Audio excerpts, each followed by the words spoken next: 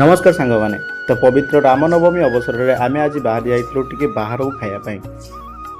तो ए भोजीटी किसी आमर ओडिया भाई मिसी यार आयोजन करते एवं स्थानीय अंचल को मध्य खाद्य बंटन कर व्यवस्था था। तो प्रथम आमको मिलगला आमर प्लेट तापर प्लेट मिलवार किसी समय वेट कराया आमको मिल जाइतिला गरमा गरम पूरी सांगकु तरकारी एवं सुजी हलवा।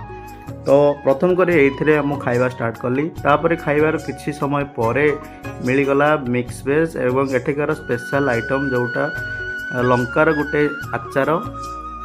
तापर से सब खाई सारिबार किछि समय परे आसी जाइतिला आम पाखक गरमा गरम भात सहित तरकारी को गोलाई गोलाई खाई सारिया परे शेष में आमको मिल जाइतिला ठंडा ठंडा रायता को पी सारी पुणी आम घर को फेरिलु। तो ये स्थानीय बासिंदा को मध्य भोजी बंटन करिबारे व्यवस्था थिला।